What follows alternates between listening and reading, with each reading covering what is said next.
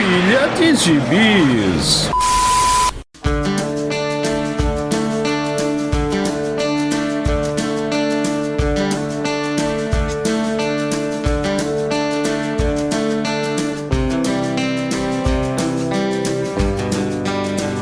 E aí, jagunçada? Bem-vindos a mais uma edição do Pilha de Bis, o podcast semanal do Arte Final. Acesse lá www.artefinalhq.com.br para ouvir todos os episódios do Pilha de Bis, do Avante Vingadores, do Pilha do Aranha, dos Sete Jagunços e do Omniverso. Nossos episódios também estão no YouTube, na Aurelo, no Spotify, no Deezer, no Apple Podcasts, no Amazon Music e no seu agregador de podcast favorito. Aliás, não esqueça de dar lá 5 estrelinhas, dar seu joinha no seu agregador de podcast favorito e ajude a espalhar a palavra do Arte Final. E para isso, vem falar de bis com a gente nas nossas redes sociais. No Twitter, no Instagram e no YouTube é @artefinalhq. E não esquece também de se inscrever no nosso canal do YouTube. Tá querendo comprar seu gibizinho na Amazon? Você compra através do link que está lá no nosso site. E você também pode ajudar a manter o nosso trabalho mandando um Pix de qualquer valor para artefinalhq@gmail.com. E vamos pro episódio de hoje. Eu sou o Marcos e aqui comigo hoje estão Maurício Dantas. Eu avisei. Joel Moraes. Ele esperou 6 anos para dizer isso. E mais uma vez aqui com a gente, Igor Meda. Tirando o Maurício, todos fomos enganados. Sim, amigo, sim. Você já deve ter ouvido uma análise aprofundada sobre o que vamos falar hoje. Você já viu aí na nossa vitrina e no título desse episódio.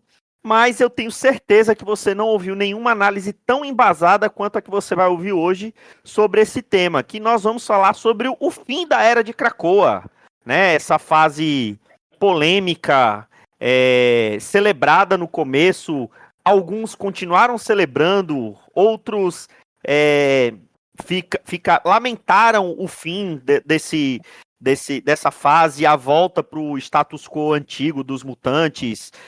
Alguns dizem que é a melhor fase do X-Men de todos os tempos, outros dizem que não é nada, e então estamos aqui para poder fazer uma limpa sobre toda essa fase, desde o começo, ali com o visionário Jonathan Hickman, como diria Maurício Dantas, até o final ali capitaneado pelo Kieron Gillen e o Gerry Duggan. Então, Maurício Dantas, eu lhe concedo a palavra para você fazer um pequeno resumo dessa fase de Krakoa, depois aprofundaremos mais. Para começo de conversa, sei que já tem muita gente aí esperando que eu vá xingar horrores, mas a verdade é que Krakoa começa muito bem. As duas minisséries ali no comecinho, né? Potências de 10 e Dinastia X são excelentes. Eu lembro do nosso amigo Reginaldo Hillman comentando lá no Escapistas, vibrando, falando daquelas tecnocracias, eu esqueci já os nomes lá todos maravilhosos que o Hickman usa para falar. Tem Falange, tem Viagem no Tempo, tem Nimrod, tem uma cacetada de conceito legal que ele vai jogando assim, vai encaixando e vai prometendo muito pra fase, né? Assim, ele cria, né, a ideia de Krakoa como uma comunidade, ele cria a ideia dos mutantes como um marco cultural muito mais até do que o Morrison, né? Assim, não minimizando, menosprezando o que o Morrison fez, que eu gosto muito também, mas de uma outra forma, mais atual, bem atual, inclusive, e conversando muito com outros públicos, né, principalmente falando de um momento de identidade de gênero, esse novo assunto em voga, né, e de um grupo que chegou e se identificou muito com os mutantes, com os temidos e odiados, os reprimidos, os diferentes, tudo mais, o que é extremamente legítimo, esperado e que precisa mesmo acontecer. X-Men mesmo, já se falou aí de jovens contra adultos, negros e brancos, todos os jeitos, né? Enfim, X-Men permite essas metáforas todas e isso foi muito bem manobrado, utilizado ali pelo Hickman e pela Marvel até nesse primeiro momento aí. Eu acho que os escritores souberam lidar com isso muito bem, beleza. Mas passado o fervor dessas duas minisséries aí, que Hickman abriu pra uma porrada de coisas, como eu falei, né? Tem viagem no tempo, tem futuros prováveis, tem a ideia da Moira revivendo e finalmente encontrando a solução, né? Ou o caminho para a sobrevivência dos mutantes. Tem a ameaça presente da Orcs, enfim. A questão da ressurreição mutante também muda o status quo, junto com o estado de Krakoa, vamos chamar assim. Mas depois foi só tocar a bola pro lado. Foi só. Tá ganhando, não precisa fazer muito não. Passou daqui. E agora? O que a gente faz? Toca a bola pro lado, recua pro goleiro de vez em quando, segura o resultado aí. E nada daquilo foi prometido seguiu. Quando teve o primeiro crossover ali, que foi o X de Espadas, né? Não sei como ficou aqui. O nome, o X Foi of isso Swords. mesmo. X de Espadas mesmo. Que deselegante. Mas veio parecendo que ia ser um baita épico de não sei quantas, 12 edições, eu acho, ou 18. E aí virou um anime do Akira Toriyama, né? Puxando mais para o humor, para uma coisa mais inesperada, assim. Que tem seus méritos. Do Faustão, né? Pronto. Tem uns ali, perde e ganha, né? Quem perdesse ganhava. Desafio de leitura. Foi um Marcos Mion no Extramundo, né? com espadinhas de Tolkien. A relembrancinha do programa, não, as espadinhas. E aí veio a derrocada, né? O Hickman, que começou como. Ele é o chefe, né? O frontman. Esqueci lá o cargo. Showrunner. O showrunner, pronto. O showrunner da fase toda. Daqui a pouco ele, vou sair, não estão deixando eu fazer o que eu quero. Eu falei, ué, não deixaram? Como assim? Mas você não é o todo-poderoso aí da coisa. Aí saiu, começou a falar, só que tava passando tudo pra galera no Discord, nas reuniões. Né? A gente fala das reuniões no Discord, às vezes quando postavam uns prints, que tinha muita sinergia e tal, E aí ele sai, e aí quem entra do grupo de escritores ali é o Benjamin Percy. Gente. Só faltou o Steve Orlando na fase que é a cor, pra você dizer que os caras estavam botando a vassoura atrás da porta mesmo pra galera ir embora, sabe? Mas não aí. É o que, já? O Daniel Way não tava não disponível nesse dia? Imagina. Saudoso. Três escritores entram no bar: o Daniel Way, o Steve Orlando e o Benjamin Percy. Acabou a piada. Tá servindo as bebidas do Terry Kavanagh. Com a arte do Tom Lyle. Pronto. E aí. E aí os caras fazem aquele inferno, né? Que vem aquele X vida, X mortes do Wolverine. E aí, assim, se já não tava na cara, ficou escancarado que os caras não sabiam pra onde ir até então. Aí decidiram, vamos chamar um cara foda aqui, um pica pra substituir o Hickman, e chamaram o Gillen. O Gillen chegou com algumas propostas bem legais. Acho que ele ali com o Lucas Werneck, né, em Mortal X-Men.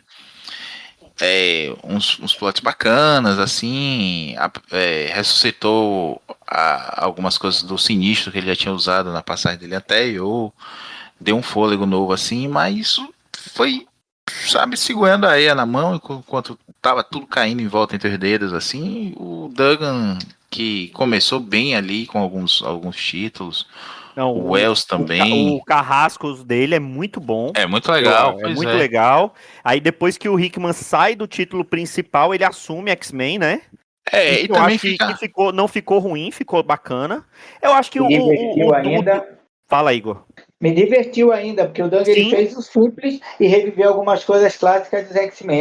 Vão para os espaços, salva o mundo, um pouquinho de novelão. Eu achei que ele desenvolveu a X-23 e o 5 como poucos, de olhar o relacionamento e conseguir dar um pouquinho mais camada para esses dois, só que ele não inventou. Como disse o Maurício, ele tocou para o lado o título dele todinho. Não, e na verdade, se a gente for parar para analisar, nem o Hickman inventou muita coisa, porque assim, a ideia de uma nação mutante foi utilizada em Utopia, né? Quando eles pegaram a ilha lá, acho que a ilha de Alcatraz, né? Ou era o asteroide M que tava lá na Baía de São Francisco, Maurício? Agora você me pegou. Era um Você dos pegou. dois. O Jairo, quando vi isso aqui, vai me xingar, mas eu acho que é o asteroide M, sim. E era uma cidade-estado, por assim dizer. Eu acho que a diferença do que o Hickman fez para o que tinha sido feito nessa época é que em Krakoa eles admitiram todos os mutantes, que aí entrou os vilões, né? Ele teve aquela coisa de que uma coisa em voga, né? Hoje em dia, anistiaram bem entre aspas. É isso que eu ia dizer. Fez o quê? Anistia, deu o quê? Merda. Merda. Erro de humanidade. Oi? Isso da anistia também já tinha sido feito na Utopia, né? Não, eu particularmente não lembro de vilões em Utopia. Teve uma parcial. Eles abriram o espaço porque, assim, o conceito de utopia, né, que foi depois da dizimação, aí era justamente, então, ó, se só tem 200 mutantes vivendo na Terra, venham pra cá. Os que quiserem vir pra cá. Então podia ser até vilão mesmo. Tinha isso. Aí, isso, ó, tudo isso que você falou aí, é uma coisa que a gente já discutiu na época. Eu tava olhando aqui no site eu não tava nem lembrado disso. Eu fui olhar aqui no site do Arte Final, teve um texto que eu fiz aqui, um artigozinho. Depois a gente pode até botar o link aí, não sei, né? Um jabazinho, né? Isso.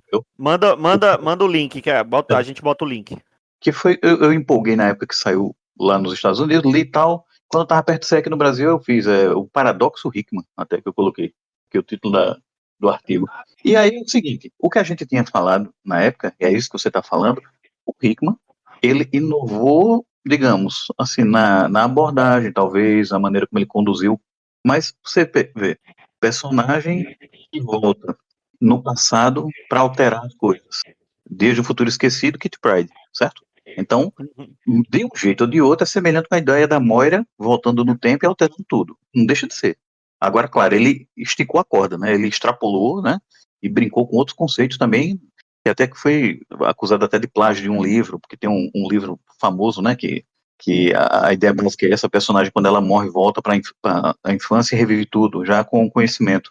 As 15 vidas de Harry August. Ele fez isso. Kit Pride, né? E Dia do Futuro Esquecido. Aí, essa questão de Krakoa, como você falou, ilhas. Se você for olhar essa questão de ilha dos mutantes, Utopia, né, tal, tem isso.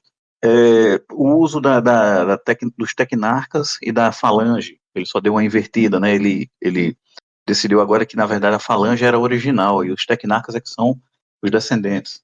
Aí, teve aquela questão de futuro, como é que os mutantes iam estar no futuro. Tudo isso daí, ele não inventou muita coisa mesmo, não, ele pegou e ele o próprio conceito do Nimrod, né? Sim. A questão, por exemplo, de clonagem.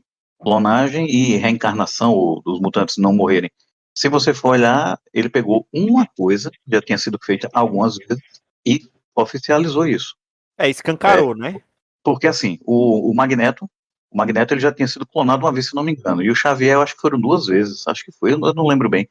Acho que teve isso de clone com o Magneto, mas o Xavier de certeza. Que foi ali no final da saga da Ninhada. Ele foi transplantado para um corpo clone, né? Isso, Shiar. Ele pegou conceitos. Isso aí é massa. Pra mim não é demérito, não. Ele conseguiu fazer. Uma outra coisa que eu gostei, no caso do Hickman, foi o fato dele ter definido bem aquele conceito de mutante ômega. Que é o ômega é aquilo que é o que é o mais poderoso naquele sua mutação. naquela sua mutação, e que não seja algo que pode ser replicado, né, de alguma maneira, que ele até usou o exemplo do Forge com o Homem de Ferro, né, o Tony Stark, né, que é basicamente que o Tony Stark é aquele futurista, né, e ele consegue imaginar, inventar coisas, né, que é o coisa dele, é inteligente para isso, e o Forge é basicamente a mesma coisa com tecnologia. Então, o Tony Stark consegue mais ou menos replicar o dom do Forge. Então, em compensação, né, isso aí virou AOE pra galerinha de internet fazer esses power scaling, né? Tier list, ou tier list, não sei como é que fala essa porra. E essas besteiras. Para falarem muita besteira na internet, porque deu umas mexidas em algumas coisas. Agora, uma coisa que eu queria falar, que eu concordar com vocês, é que o Hickman ele fez muito do que já existia. Eu achei que ele resgatou o DNA dos X-Men, porque estava uma bagunça, ninguém mais sabia mais para que os X-Men serviam na Marvel. E eu achei que ele pegou muita coisa que já existia e relembrou. O Sim, começo concordo. dele, para mim, tem muito aquela coisa assim: pô, eu sou fã dos X-Men, então eu vou escrever aqui trazendo muita coisa que quem é fã sempre curtiu e a Marvel abandonou, não desenvolveu muito mais. Então ele pegou uma porrada de ingredientes aleatórios, fez uma mistureba que funcionou. Enquanto eu estava lendo, eu pensei, massa, qual foi o grande problema para mim no começo já? Dois, um excesso de promessas. Ele abriu muito plot, muita trama, muita frente. Ele prometeu revolucionar e eu pensei, será que ele vai ter peito e liberdade para fazer isso? E segundo, que a gente sabe que é o maior inimigo do fã dos X-Men, a Marvel, a editorial da Marvel e de algumas editoras que revendem e publicam a Marvel em alguns países, odeiam o leitor dos X-Men. Aí você começa lendo o Hickman, com duas séries maravilhosas, dá 6 meses depois você está lendo Fallen Angels. No final você está lendo o Gillen. Com todo respeito ao Gillen, tem um abismo do que me foi prometido para o que foi entregue no final. Eu acho que essa expectativa, essa mentirinha de dizer, olha só, vamos revolucionar, Hickman, você vai dar um show, porque começa com os melhores desenhistas, que os X-Men não tinham há muito tempo, começa sem várias minisséries, um título único. Eu digo, opa, Marvel reentendeu como é que se escreve e como é que se edita os gibis dos X-Men. Eu pensei, pô, será que voltou a ter editor na Marvel? Nada, terminou a minissérie, já veio uma porrada de título lixo, chato pra cacete, umas coisas péssimas, e já veio aquele choque de realidade, já enchi de espadas para dizer, é tudo de novo, só se ilude quem quer. Eu fui um dos iludidos. Ele, se você olhar direitinho o que ele fez, como, por exemplo, nas duas minissérias iniciais, né? House of X, House of X. Eu ficava lendo, aí eu reconhecia coisas como essas, que a gente falou que é da mitologia X, e não tem problema nenhum, ele estava reinterpretando, ou simplesmente, né, dando uma abordagem nova. Isso aí, beleza, ok.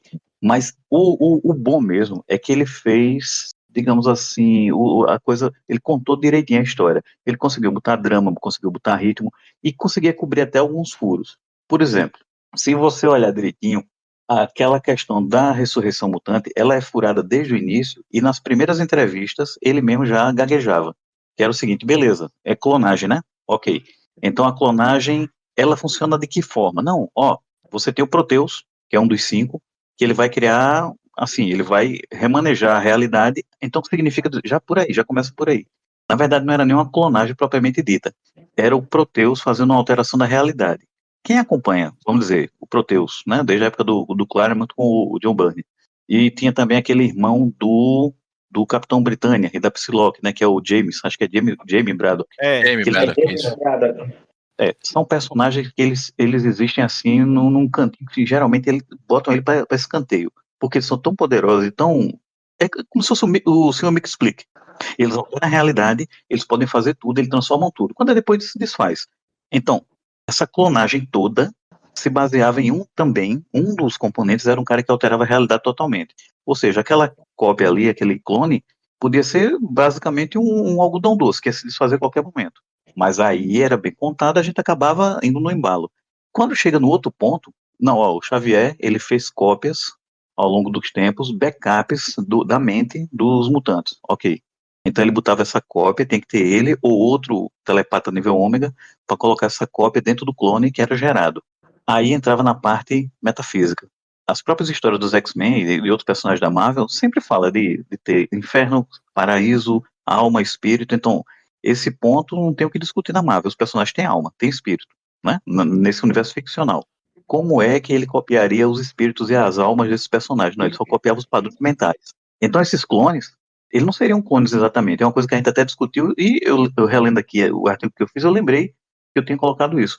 Eles são basicamente como se fosse o Visão. Um corpo artificial, um corpo feito sintético, né, vamos dizer, sintozoide, né, que era um corpo sintético. Ele era feito a partir do ovo, gerado por aquele Golden Ball, né, que é o egg, né, acho que fica com o nome de egg, né, nessa fase. É o ovo. Bolas douradas. Isso, Gold Balls. Se ele gerava uma bola que aquilo ali depois ia ser transformado num corpo, então já não era matéria, digamos, biológica totalmente humana, era uma coisa quase, né, sintética. Então, era um corpo sintético com a cópia mental e o que era colocado ali não era exatamente uma alma, era um padrão cerebral, que nem o Hank Pym fez com o Simon Williams para o Tron colocar no Visão. Então, era uma cópia de um padrão mental em um corpo artificial, que simulava um corpo humano, mutante. Mas você não tem realmente ali, se você for olhar, é um dos maiores furos dessa fase, mas que a gente foi deixando passar e que teve que deixar mesmo do tipo, não, vamos curtir, vamos se divertir. Mas isso daí já era um furo gigantesco. Ô, Joel, eu tenho um problema bem grande com isso aí, assim, entendo, concordo com você desse furo aí, é verdade. Agora, uma coisa que nunca me desceu foi as justificativas convenientes do. Mas Ciclope nunca quis corrigir a falha no controle do poder dele, Isso. mas o Cable, não, quando foi ressuscitado ali pela Hope e tudo mais, por exigência dele mesmo, não quis ficar sem o vírus tecno-orgânico, porque o vírus tecno-orgânico é que segura a mutação dele. Viu, Maurício? Tem um Oi. caso que é mais curioso ainda, né, nessa linha que você está falando, e que foi justamente assim, declarado, falado na história. A personagem dos Novos Mutantes, a Xian, que é a Karma, aquela que tem poder de controlar mentes. Uhum. Né? Eu acho que desde os anos 90, ela está com uma perna protética, semelhante à do Forge. É uma perna biônica, não é uma perna metálica. Então, ela morre e quando ela retorna, ela retornou, pediu para retornar sem a perna para manter a perna biônica. Uhum. Faz sentido? Não faz sentido. Não tem a menor lógica. Ela dizendo que é isso para ser representativo para as pessoas, para mostrar que não tem, eu não sei lá, é uma coisa ficou meio maluco realmente isso. Mas é isso, aí me desculpem os que discordarem, mas não faz sentido porque num mundo com esse avanço tecnológico, não faz sentido você ter uma deficiência, você morrer de câncer, você ter uma mão, um braço amputado, ter que tirar um órgão por conta de uma doença e não querer repor para não ter uma vida sem limitações. Não estou dizendo aqui, não estou sendo capacitista, não estou sendo nada assim. Ninguém em sua consciência vai dizer minha vida é melhor cego, minha vida é melhor com a movimentação limitada, nada disso. Eu tô aqui, tô precisando de oftalmo, inclusive, tô com o olho ruim aqui e não tô justificando para ninguém. Mas tá tudo bem, não, eu tô sem tempo mesmo, eu tô me lascando de trabalhar aqui, eu preciso ir para não ficar cego. Eu não quero ficar cego, eu tenho muito gibizinho para ler. Então, não existe isso. Aí a questão vai você trazer o mundo real para dentro da história de uma forma que limita a história, ao invés de orientar, de conduzir a história de uma maneira melhor, né, de você fazer um reflexo da realidade ali, não. Você está dizendo para a história, opa, aqui você está passando uma mensagem capacitista, gente, é um mundo em que as pessoas ressuscitam. Então a própria ressurreição, então, é uma ofensa às pessoas que perderam entes queridos. Porra. Sabe o que é o pior, senhores? É que quando a gente vai lendo esse começo e vai pegando essas primeiras incongruências, eu tive duas sensações. Primeira poxa, isso aqui não faz sentido. Só que aí eu lembrei o que eu estava lendo antes dos X-Men, principalmente a fase Bendis, e eu pensei, estava com saudade de ter esse nível de catapiolho nos roteiros, porque o que vinha era muito pior. E aí depois, quando a fase Krakoa avançou, eu fiquei com saudade desses primeiros problemas. Porque ainda assim, ainda foi a melhor fase. Porque quando a gente vai falar de buraco de roteiro e vai para X de espadas, que começa o grande Mortal Kombat dos X-Men, quem morrer não volta, é outra dimensão, precisa pegar as espadas maravilhosas, as espadas fodásticas para fazer o combate do século. E no final vira para o ímpar, gamão, quem bebe mais. Minha gente, vira um nível de humor escrachado, infantil e meio abobalhado. E mais uma vez, o editorial da Marvel te promete uma coisa e entrega outra. Eu acho que essa quebra de expectativa e frustração, para mim, é o grande associação que eu faço à fase Krakoa. Porque tudo deles eu vou lhe prometer uma coisa maravilhosa, vou lhe entregar uma coisa depois cheio de abismos de roteiro, cheio de incongruências, com várias coisas, inclusive, que diz o que os personagens são. Que Oi, já Igor. no começo, tem muita gente que fala assim que e é maravilhoso. Só rapidinho, Joel, uma coisa que me incomodou. Assim, não falo nem com tom de preconceito nem nada, mas do nada, o Wolverine e o Ciclope querem se pegar e vai morar todo mundo junto com a Jean. Os caras se odeiam, vieram num cisma, quase arrancou a cara do outro, uma briga do escambau, e do nada chega naquela coisa, meu irmão, agora é paz e amor, dorme todo mundo junto. Pera aí, pô. Eles descobriram que suruba é melhor do que brigar, então. É isso, pô. Resolveram todos os problemas dos sexuais pós a fase do Grant Morrison, que ele era uma pedra. O Grant Morrison fez ele no taradão do mundo. Aí depois a galera esqueceu isso de novo. Aí o Hickman disse, beleza, volta. Só que tem muita incongruência porque é feito do nada. O Não, que em eu, o que eu, Krakoa não tem a lei de Gil, é isso. Isso eu não julgo. Eu ainda acho que é melhor do que ficar brigando. Não, aí Não, como mas não diria. é o Aí, acontecer, não, Marquinhos, é a forma. Porque não tem uma explicação, não tem uma construção para nada. Do nada diz, beleza, mora todo mundo junto, fica uma coisa subentendida. O Amável da Carta Branca, como eu achei fenomenal, assina aí a mística Ser Irmãs do Noturno. Fenomenal, eu achei que resolveram uma parada assim do Claremont que a Marvel nunca tinha dado valor. Faz na cara dura, pô. Mas ficaram com medinho.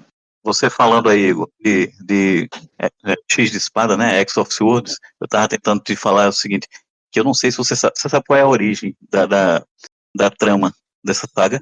Sabe qual foi? Não, sei não. Eles queriam fazer o primeiro crossover, né? Das mensais.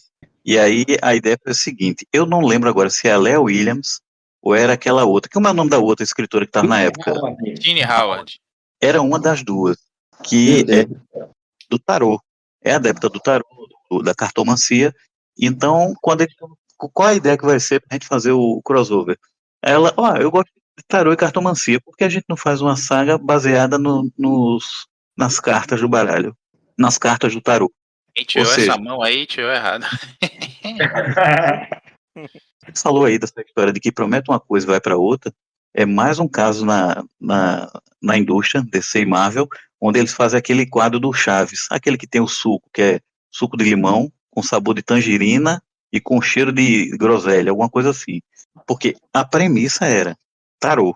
Quando eles anunciaram que ela é uma especialista em tarô, vai ser baseado no tarô. Aí a edição Alpha, que lança, X of Swords, ela realmente tem uma personagem lá, eu acho que é até a Roma, não sei se é a Roma ou é a Saturnine, que fica tirando as cartas do baralho, do tarô, dizendo o que vai acontecer.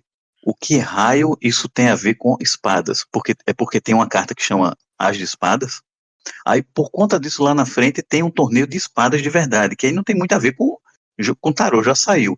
E quando é lá na frente, é pior ainda, porque como você falou, nem espada mais é. Então, realmente assim, a saga em si é um Frankenstein. Então, A galera faz a tempestade invadir o Wakanda, arranjar uma briga com o T'Challa, os caras fazem uma confusão, uma coisa absurda, e no final diz, vamos resolver como? Vamos dançar? Pera aí, pô. É Waka Waka. mas aí, então vocês acham que o negócio degringolou, ou começou a degringolar aí, ou depois disso? Porque a consequência desse X de espadas foi aquele lance de Araco, não é isso? Logo depois teve o baile, né? O primeiro baile de gala lá do Clube do Inferno. Me diz se eu tô errado aí na cronologia, que já faz um tempo. E aí, logo depois, a terraformação de Marte, é isso? Não, a terraformação de Marte já foi durante o primeiro baile gala, né? Em Isso. Giant Size. Giant Size. Isso foi antes ou depois do X de espadas? Foi depois, né? Foi depois, Foi que depois. já tinha o Zayaki lá. Então, mas foi logo depois, ou demorou ainda algum tempo? Não, foi um pouco depois, porque Foi eles uma oferecem. consequência, né? Foi uma consequência, basicamente. Eles oferecem o planeta como uma nova casa para os Zayaki e Moai, né? Que estavam lá Isso. espalhados pelo Extemundo. Isso. Eu não sei se vocês concordam. Para mim, começou excelente com as duas minis, e que teve seus problemas, seus furos, suas incoerências e tal, mas criou um expectativa. Foi assim, foi muito divertido, foi muito bem contado e ainda criou umas expectativas massa. Ah, Quando sim. começou a mensal X-Men, começou também muito bem, mas eu acho que quando foi da edição 7 para 8 já começou a trocar as pernas, porque ele começou a botar umas tentativas assim de fazer, não, vou fazer aqui uma subtrama que acabou não dando em nada, era um saco. Aí teve a mensal dos Novos Mutantes, que pra mim, ela foi melhor com o... Eu não sei se foi o Brisson, acho que foi o Brisson. O Foi o Rosenberg, Brisson. Foi o foi Brisson. melhor. Foi uma historinha mais bem contada do que mesmo a do Hickman. O Hickman pegou os Novos Mutantes, pegou dois personagens que ele tinha roteirizado muito bem nos Vingadores, que foi o Beto e o Sam, né? O Míssil e o Mancha Solar. Nos Vingadores ele fez um trabalho espetacular com os dois. Incrível, incrível. Nessa nova mensal dos Novos Mutantes, na época, viraram dois patetas. Ele tentou fazer uma coisa de humor com os Novos Mutantes no espaço, no Império Shi'ar. Eu achei aquilo ali um saco. Curtindo o Império Shi'ar doidado, né? As outras mensagens. Aqui, pra mim, a que começou melhorzinha, começou bem, não foi ruim não, foi a dos Marauders, com o Jerry o Duggan. Carrascos. Ele começou bem, não foi nada demais, começou bem. Agora, o problema do Hickman é isso, ele criou uma expectativa tão grande para ele mesmo, que quando ele foi para a mensal dos X-Men, ele começou a perder, assim, o momentum, o impacto que ele mesmo tinha criado. Ele levantou a bola muito alto e não conseguiu, entendeu? Mas a Marvel ajudou ele, Joel. Porque a Marvel disse: se você acha que o X-Men do Hickman tá ruim, lê o Excalibur da Tini Howard, lê Fallen Angels. Aí você acha que o título do Hickman é maravilhoso. Pra gente que lê em mix, eu implorava, pelo amor de Deus, que tenha mais de uma edição da mensal. Que já não era o auge dele, eu concordo contigo 100%. Só que quando abriu a linha, veio tanta coisa tão pior, porque pra mim Excalibur até hoje não faz sentido.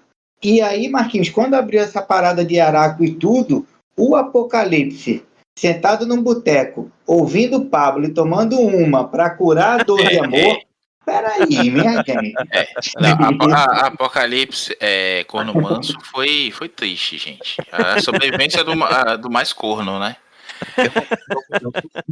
Agora, ó, uma coisa ele pegou amigos, ele e o Ciclope amigos, né? Porque ele pegou o filho do Ciclope, torturou, mutilou e depois disse: beleza, agora que a gente tá na mesma ilha, vamos esquecer tudo. Ok? Aí o Ciclope olha para o Sinistro, a Jean Grey olha para o Sinistro e diz: beleza, tudo passou. Só que aí no final das contas a galera ainda termina de destruir o Apocalipse. É porque assim, eu não sei a opinião de vocês. Pra mim, ele devia ter ficado só com a ideia de Krakoa mesmo. A ideia de Krakoa é massa. Uma Sim. nação, aquela coisa Sim. acho que é como se fosse uma marinha mercante, alguma coisa mercante que era do Clube do Inferno, vendendo. Isso, todo o lance de política, de usar ali as sementes de Krakoa e as flores lá, as plantas de Krakoa para poder barganhar a sua posição no mundo, aquilo dali, eu sinceramente, eu acho genial. Pra mim, Tô contigo, Marquinhos. o problema pra mim, sabe o que foi? Quando ele veio com uma mitologia totalmente genérica, inútil e desnecessária, com aquela história de Okara, Krakoa, bolacha creme crack, bicho, aqui. Caraca, Coioca. Ó, eu também não gosto dessa parte de Araco, de Okara, toda essa parte da magia mutante que foi explorado ali no X de Espadas e foi usado pelo Apocalipse, porque eu realmente eu não consigo ver o Apocalipse como um mago.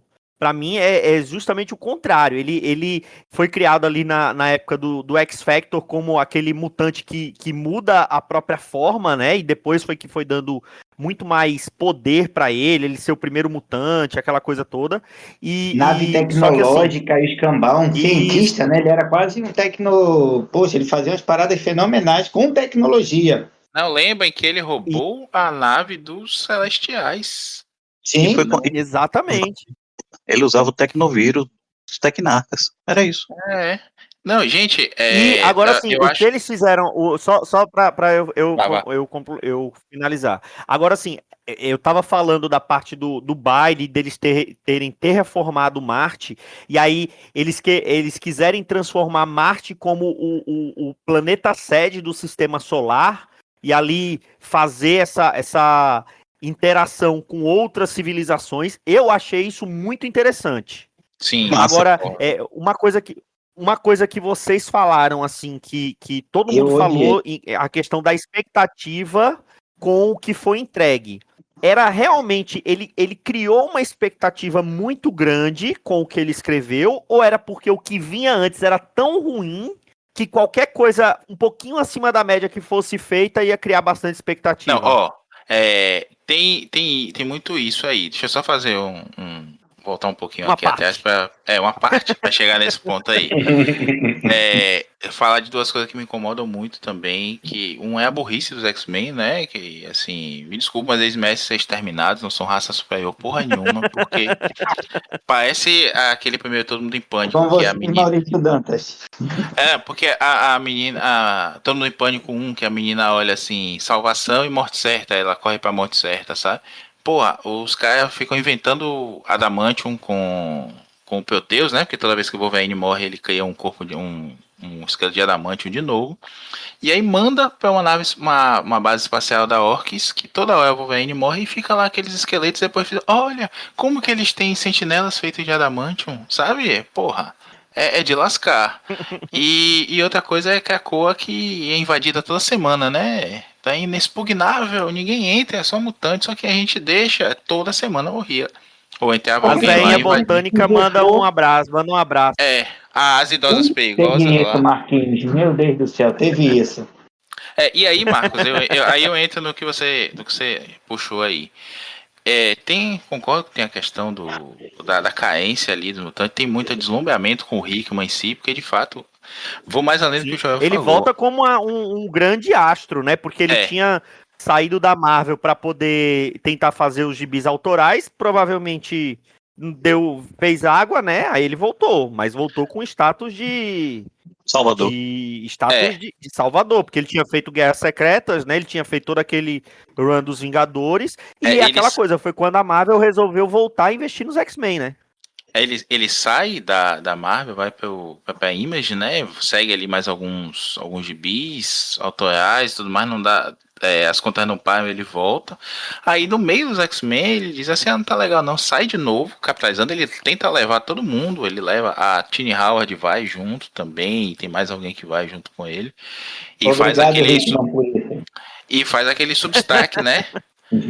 E faz aquele Substack que prometia na época ser o novo Comixology, né? Lançar gibis por ali e tudo mais, e morreu.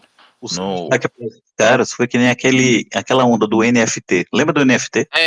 Macaco JPG por fortuna, né?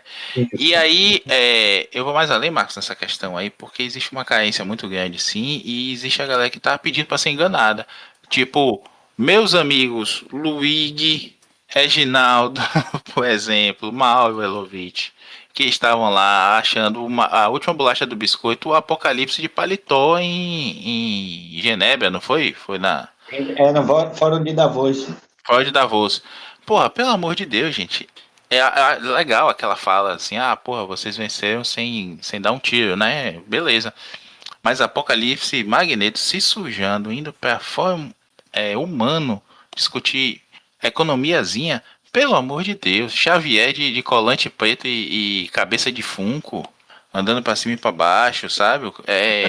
São umas coisas assim que. E pra mim, pronto, as idosas perigosas lá que invadem.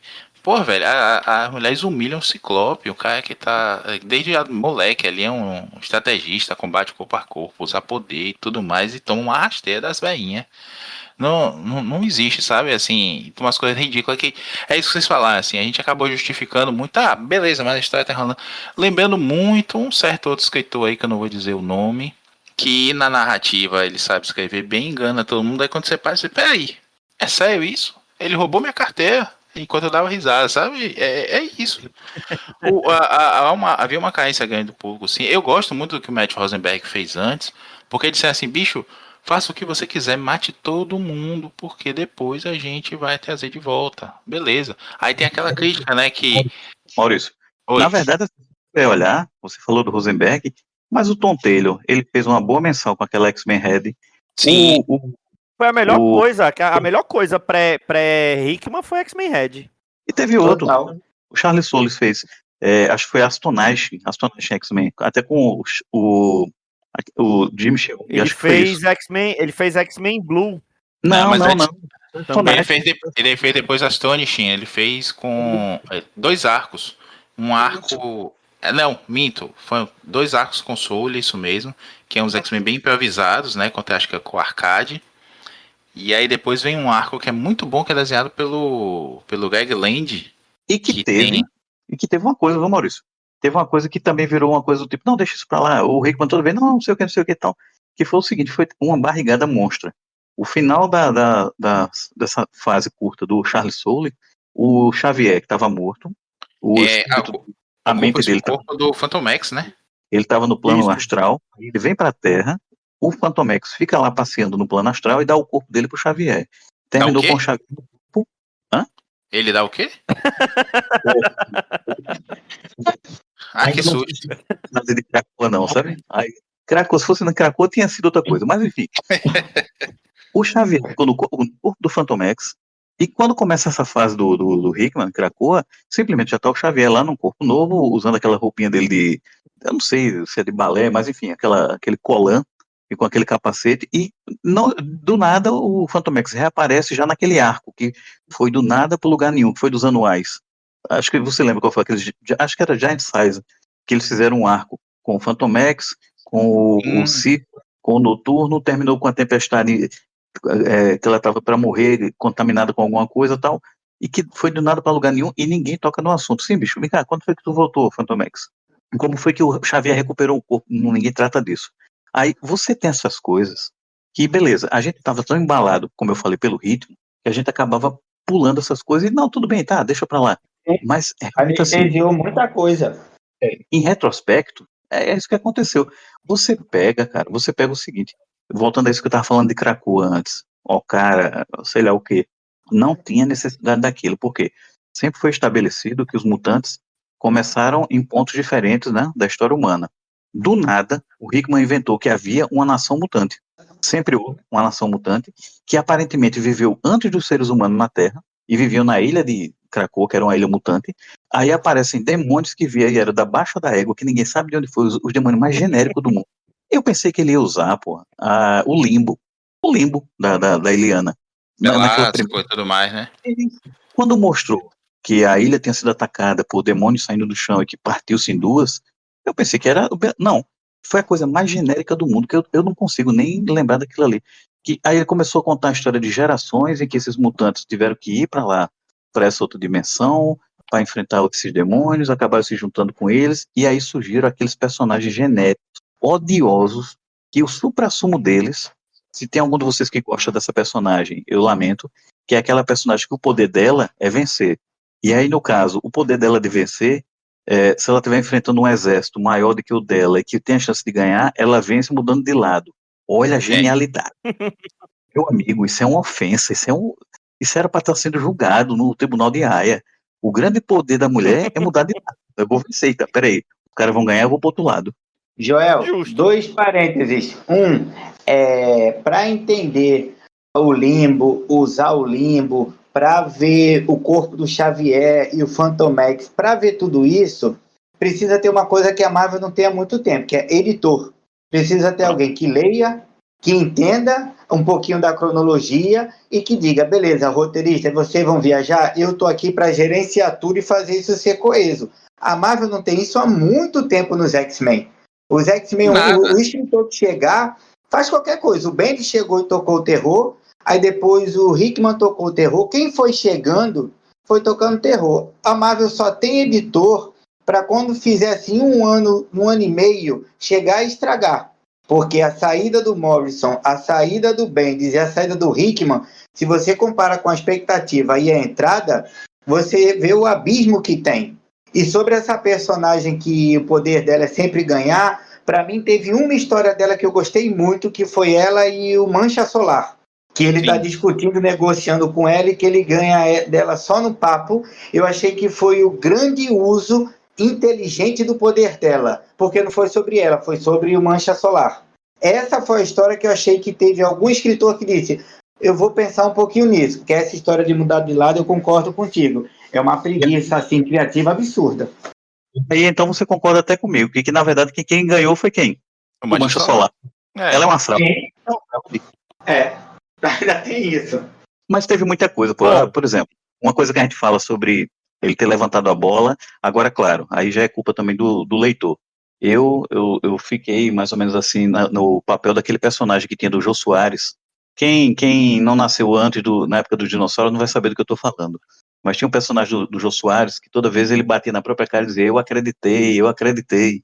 Rapaz, eu comecei a ler, aí aqui, quando eu comecei a ler essa série, foi por isso até que eu fiz esse bendito artigo aqui que eu tô revisitando, eu enchi aqui de suposições e de expectativas com coisas que estavam na história. Uma delas, uma só, o fato de ele tornou praticamente assim protagonistas da história a Moira MacTaggert e a Irene Adler, que no caso a Moira, né, e a Sina. No original em inglês, o nome da Sina é Destiny. E Moira é um nome que, embora ela seja escocesa, mas esse nome tem a ver com as deusas, acho que gregas e também de outras culturas, que elas decidem a vida dos mortais, que na verdade é uma tríade, que são as três, né, as três parcas, acho que é isso. As Aí é Nornes, as bondosas. Moira é um nome para destino também. As moias, né? Na verdade. Eu fiquei empolgado, eu escrevi teorias, botei no Twitter, botei nesse artigo aqui. Pô, o Hickman é gênio. Ele botou a Perguntou pro Moira, Hickman no Twitter, não foi? pô, ele ficou em silêncio, acho que ele se é mesmo. Nem ele se ligou. Ele tinha botado a Moira e a Sina em destaque, até que eu pensei, então ao longo da história vai aparecer uma terceira, que vai ter o nome também, né, de alguma forma ligada a destino e tal. Isso nunca aconteceu. Então, quer dizer, eu que fui, eu vi genialidade, não tinha. E a outra coisa, aí já pulando lá para o finalzinho do texto aqui, eu nem lembrava mais disso. Se você for olhar, ele vai estabelecer o Hickman ao longo dessa série, das quatro edições de Power of X e de House of X. Ele vai, não, é House of X, né? Isso. Powers of Ele Ten e House of X. ele vai estabelecer o seguinte, que a verdadeira guerra não tem a ver com humanos, tem a ver com mutantes, tem a ver com humanos aprimorados, que é o caso da Karima Chapandar, né, que é a Sentinela Ômega, que ela é uma humana aprimorada, e com as máquinas, as inteligências artificiais. Quando eu li isso, que eu terminei de ler, eu digo, peraí, aí deu uma coceirinha na cabeça, eu, pô, fui olhar. Aí eu fui quem criou uma teoria, eu digo, pô, o Rickman é gênio, cara. Acho que se o Maurício estivesse perto de mim, tinha me dado um pescotapa. Se você for a base, a origem, o pilar da Marvel é não, que é o mutante, que é o primeiro mutante, é o Capitão América, que é um ser humano aprimorado, não deixa de ser, aprimorado com tecnologia, e uma máquina, que é uma inteligência artificial, que é o Tocha Humana. Aí eu digo, bicho, que genial. Do mesmo jeito que ele fez com o Quarteto e com Vingadores, que ele interligou tudo, né, fez aquela novela gigantesca, ele vai pegar as histórias dos X-Men, dos mutantes, e vai fazer isso. Ele vai brincar com o fato de que as máquinas sempre tiveram lá, e que foi o início da Marvel, né? As máquinas sempre tiveram lá, com o Tocha Humana, os humanos aprimorados com o Capitão, e os mutantes, que é o Namor. Meu amigo, ele não pensou foi nada disso. Às vezes a culpa é do leitor mesmo, que vê genialidade onde não tem. Joel, os caras têm dificuldade para explicar por que a Kitty Pryde não passa pelo portal. Eu li 83 edições da mensal aqui para os caras explicarem. No fim das contas, a Kit foi a única que não conseguiu entrar em Krakoa, né? Só Todo mundo podia entrou. ir, se fosse de barco, não passava pelo portal. Então teve umas coisas muito simples que a galera não conseguiu explicar e teve essa oscilação. Porque quando vai para o baile de gala, você diz, minha gente, que história má. Eu fiquei apaixonado pelaquela primeira história. Aí depois, não sei se é depois, aí vem o julgamento do Magneto, que é uma coisa extremamente tosca e mal explicada. Não tem Magneto, não tem julgamento.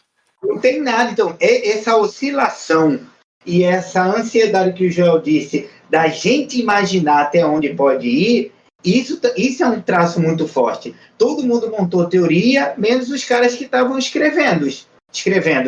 Porque os caras que estavam escrevendo foram fazendo soluções cada vez mais simplórias, e chegou uma hora que desgastou e que a galera precisou reinventar, e aí o Gillen começou a dar uma viajada, e aí chegou uma hora que você não sabia mais o que era, né? Então, que é uma fase que termina sem uma equipe dos X-Men. Você não sabe quem é a formação dos X-Men.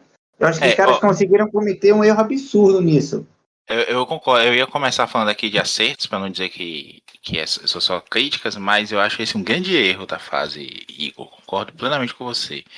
A ideia dos X-Men ser eleitos, bacana, acho legal até. Linda, na teoria é linda. Mas aí você vai e faz, não, é anual. Só que é anual na nossa nossa contagem de tempo não é a contagem de tempo do gibi. Então são 12 edições com aquela equipe. E não é um Warren Ellis ali fazendo 12 edições de uma frequência global em que ele. Ou um planetário em que ele puxa assim, sabe? E desenvolve cada dedinho do pé do personagem. Não. É um Guy Duggan no automático. Que os X-Men dele, como você fala, é gibizinho mensalzinha mesmo, assim. Não tem como você fazer um mega evento para escolher a equipe e botar a equipe numa mensalzinha que não vai desenvolver daquele jeito. Na hora que você começa a pegar gosto pela equipe, que a equipe tá trabalhando ali, opa, outro baile muda de novo, sabe? Não faz sentido. Isso é um tiro no pé terrível. Agora preciso falar, pontos positivos. Esses conceitos iniciais, como o Joel falou aí, o futuro, né, a ideia de que a, a inteligência artificial, né, a autoconsciência da inteligência artificial não é uma possibilidade, é uma inevitabilidade, vai acontecer sempre. O importante é como você vai lidar com isso. É um conceito bacana porque conversa com o mundo real, torna aquela uma ameaça impossível de evitar, né? Um exterminador do futuro ali que você tá. A ideia da Moira também é muito bacana. E aí, diametralmente oposto, você tem a transformação da Moira em vilã, né? Ela vira uma vilã terrível, Sim. uma Lady Letal com cabo USB.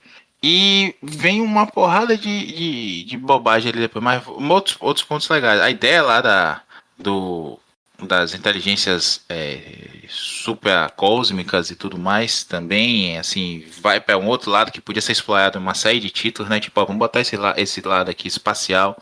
Vem a Sword também, que é uma sacada muito legal, essa ideia do Mysterium desse novo metal, a ideia de como o Marcos falou aí de Ayako, né, como planeta, em que pese eu odeio a ideia dos Ayaki, né?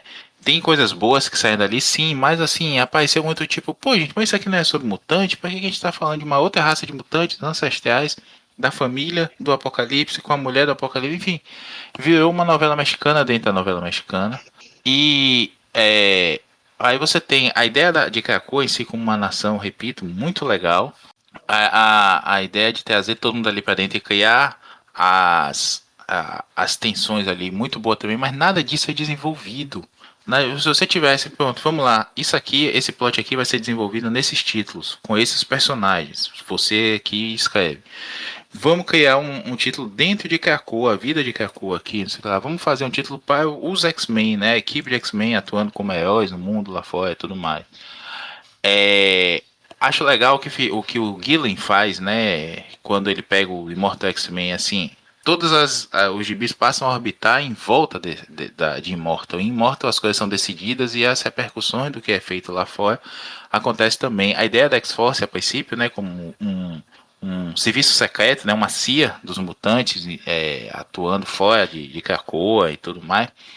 Muito bacana também, mas nada é desenvolvido. A própria ideia do X-Factor, né, aquelas investigações das mortes e tudo mais, a ideia de dizer assim, ó, não vamos ressuscitar gente que a gente não sabe que tá morta. Que a gente não tem certeza que tá morta. Pô, isso é muito legal. Aí vão lá e cancelam um gibi, mudam o final do gibi, porque o editor disse, não, esse gibi tem que ser cancelado. Aí as ideias da Leah Williams que estão muito boas, eu gosto muito desse gibi, acho que você também falou que gosta, Joel. Me corrija se eu estiver errado. Eu também gosto dele. Foram 10 edições apenas. Mas Pois você é. sabe o que é que causou, né? A saída da Leia, parcialmente. O quê? Ela foi acusada de ser homofóbica e LGBTfóbica. Porque na história, ou ela matou um personagem que era LGBT, ou mostrou o personagem sendo vítima de agressões e tudo mais. Aí fizeram uma campanha tão virulenta no Twitter que parcialmente acabou causando a retirada dela do título. E o título tava muito bom, cara. Da mesma forma, o Matthew Rosenberg foi cancelado absurdamente porque tem aquela personagem. Pronto, essa personagem também podia ser essa terceira oráculo aí, Joel. Aquela menina Paul, eu acho, né?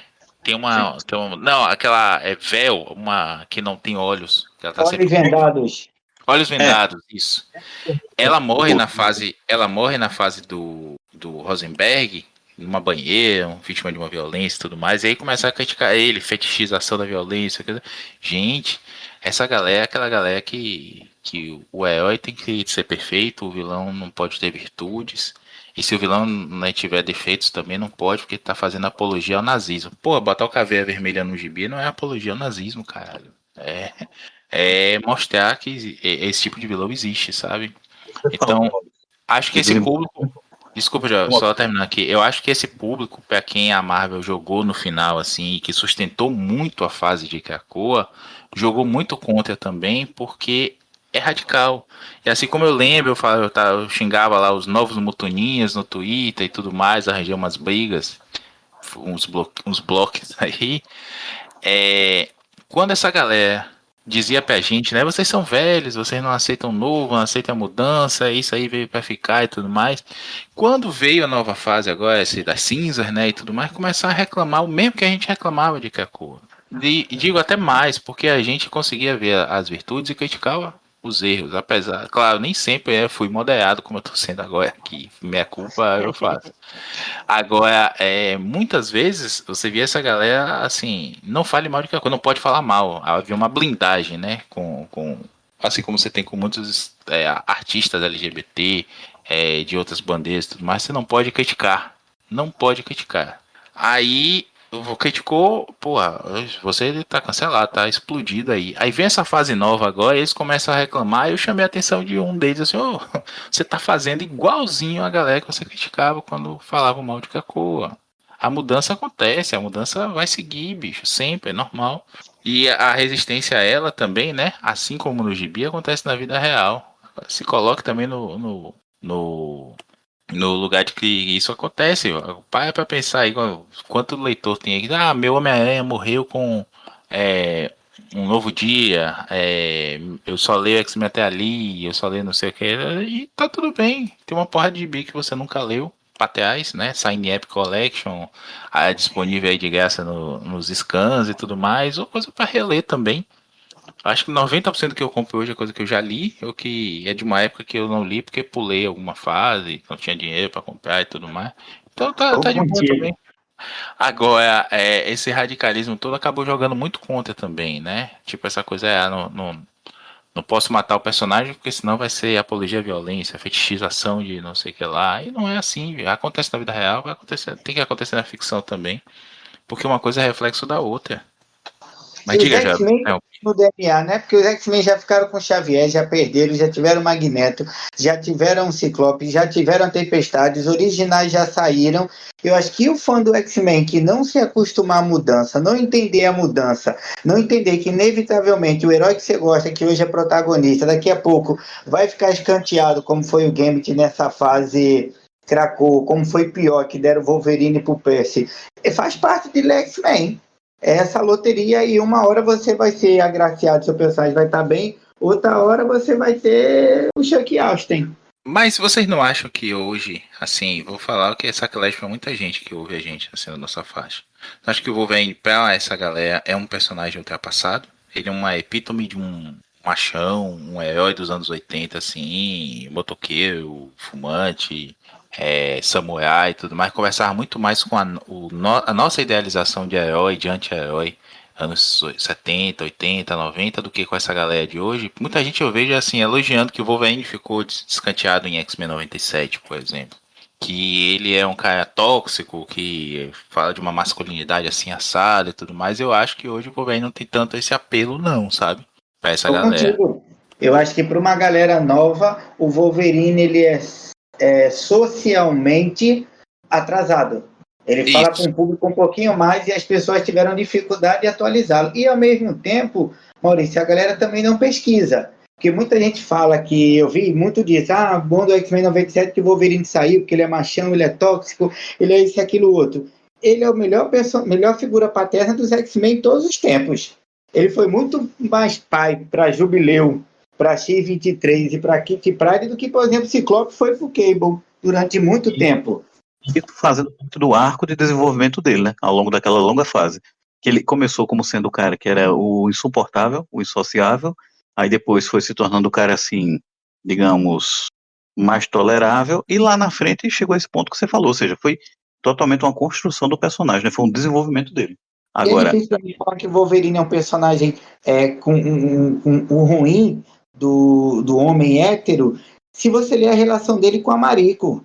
que desde do relacionamento, do namoro, da tentativa de casamento até o falecimento, você vê um lado extremamente humano, sensível e vulnerável do personagem. Nesse caso do Wolverine, eu acho que nem é tanto por isso. É porque ele foi tão protagonista dos X-Men desde ali do final dos anos 80, os anos 90 todo, começo dos anos 2000, 2010, até esse ponto que eu acho que era meio saturação mesmo do personagem de colocar ele como protagonista quando na época do Burnie, ele era um excelente coadjuvante. Sim, isso com Talvez certeza. seja isso, entendeu? Eu não vejo como. Eu não sei se eu vejo como um hate de ser um heterotop, alguma coisa nesse sentido, não. Eu vejo mais por desgaste da imagem do personagem Não, mesmo. mas aí eu acho que são duas coisas. Desculpa, deixa eu folhear o olho do Joel aqui. Acho que são duas coisas. Para uma geração que leu isso, sim, eu concordo. Mas tem uma geração que chegou depois. E quando olha para ele, né, ou vê essas imagens mais antigas, joga um Wolverine no Google Imagens, é o cara que tá fumando de camiseta, peito peludo, não sei o que, tá sempre essas imagens dele matando alguém, ou esse código do guerreiro, essas coisas que são hoje, assim, ultrapassadas para esse tipo. Esse imaginário do herói. Agora eu concordo, existiu uma super saturação aí. Aquele Wolverine, os X-Men, Wolverine como professor, sabe? A escolinha do professor Logan, né? Carcaju. A escolinha do professor Carcaju. Eu acho aquilo um erro, assim, sabe? Acho que trouxe muitas coisas legais pro gibi, trouxe. É um gibi divertido, sim, né? Tem até uma personagem pernambucana que é um tubarão. Essa é genial, de tão ridículo. Agora, você tem também aí uma derivação do cisma, né? Em que Ciclope é o cara que diz: essas crianças são soldados, elas precisam aprender a se defender. E o Wolverine, que é o cara que levou a Kitty Pryde pro Japão pra aprender a ser ninja também, né? Levou não, né? Ela vai atrás dele, beleza, tudo mais, mas ela é treinada por ele. Assim como ele treina diversos outros personagens, como ele até aquele GB X-Men 72 nos Estados Unidos, né? Do Kelly com o Pacheco, que o Wolverine vai amaciar a Medula. A Medula tá lá no porão da Mansão X, não tem mais sala de perigo. Ele vai dar uma amaciada nela, dar um cacete nela, ele com garra de osso e ela com osso também, né? Fez com E armadura também na fase o Edon e sim, Caça Day. aí de repente ele diz: não, deixa os meninos brincar, dá um PlayStation pra ele, pô. O lance, olha, Ó, a maioria. faz aí pra gente seguir, porque já estamos no adiantar da hora. Vamos Todo pra mundo já lavou a finalizar, mas louça, né? finaliza aí já. Um comentário dessa situação do Wolverine, se você olhar, que falta contexto. Assim, não é culpa da galera que não leu, assim, não conhece. Vamos falar da Marvel, a Marvel propriamente dita. O sucesso da Marvel começou com o Quarteto Fantástico. Parte do sucesso do Quarteto Fantástico é porque você tinha o cara certinho, a namorada do cara certinho, o garoto, assim, descolado, e tinha um personagem escroto. Você tinha um personagem que ele era cheio de gíria, cheio de mau humor, era um personagem que queria furar o olho do melhor amigo, porque ele era doido pela Susan Storm, que é o Coisa. Você pode olhar, depois do Coisa, você teve o Gavião Arqueiro, no começo dos Vingadores, que era praticamente o Coisa. Ele era um personagem que vivia tentando chegar junto da feiticeira, a feiticeira não queria nada com ele desafiava o chefe, e ele era um personagem cheio de malandragem. O Wolverine é a evolução do Coisa e do Gavião Arqueiro, só que é extrapolado. Ele assedia a Jean, ele é o personagem que quer furar, literalmente, não só o olho, mas o bucho do líder do grupo de garras, que é o Ciclope. Ele é um personagem que, até naquele flashback que o Claremont criou com o Joe Bolton, clássicos X-Men, ele literalmente não é assédio, não, ele tá quase coagindo a Jean. Só que aí tem aquele lance de que ela tem um lado dela, e aí viria a se tornar a Fênix Negra, em que ela sente atração por ele, pelo lado brutal dele, o lado violento, e o lado escroto dele. Você pode ver naquela cena ela meio intimidada, ele do lado dela. Agora, se você mostra um negócio desse hoje, primeiro, uma parte da galera que está muito melindrada vai dizer: poxa, o Claremont estava escrevendo um abusador, um assediador. Tava, mas fazia parte tanto dessa tradição da Marvel, quanto do que ia resultar. Sempre fazia o seguinte: o Coisa, ele era escroto, mas iam mostrando o lado humano dele, o lado sensível, o lado sentimental. Ele ia mudando, era um arco. O Gavião Arqueiro, da mesma forma. E o Wolverine, mais ainda, que o Claremont fez uma coisa magistral. Ele de abusador, assediador, de cara escroto, beberrão, fumador, que, enfim, ele ia mostrando um lado mais humano. Mostrava que ele tinha sido vítima de brutalidade, mostrava que ele estava buscando se melhorar. Quando você chega mais ou menos ali, na fase do Mark Silvestre, o Wolverine é outro personagem. É um cara sensato, um cara que cuida dos outros, é um cara que não está mais é, agindo com as mulheres da forma que agia. Mas a galera não entende isso, que além de ser parte da tradução da Marvel, tinha todo um arco de transformação do personagem. Agora, voltando mais pra série de Krakoa mesmo, pra gente tentar encaminhar pro final, o Hickman saiu ali, foi na parte de Inferno, foi quando ele parou de fazer tudo, né? Ele já tinha se afastado do dia a dia, né? Ele estava escrevendo uma coisa ou outra, eu acho que ele não estava mais na Mensal nessa época, e aí isso já foi ali do meio pro final. Essa parte final, que já não tem mais o dedo do Hickman, que aí já é capitaneada pelo Jerry Duggan, principalmente depois do Kieron Gillen. O que vocês acham? Vocês acham que valeu a pena toda aquela parte envolvendo o Sinistro, que é meio que uma tara do Gillen, e o final em si da Era de Krakoa, a batalha com orcs, com o Nimrod, com o Enigma, né? Toda aquela maquinação do Nathaniel XX. O final em si da Era, o que você acha? Como que você viu aquilo, Igor? Eu gosto, tirando a parte do Sinistro. Eu gosto primeiro porque eu achei que já estava extremamente cansativo e o final eles aceleraram muito. Então passou a ter um dinamismo, tem os seus buracos, porque a volta do Magneto eu achei um dos gibis mais mal escritos dessa fase final. E eu acho que os caras, a tara do Gillen no Sinistro atrapalhou muito, porque chegou uma hora que passaram-se meses que os mutantes eram gibis sobre o Sinistro.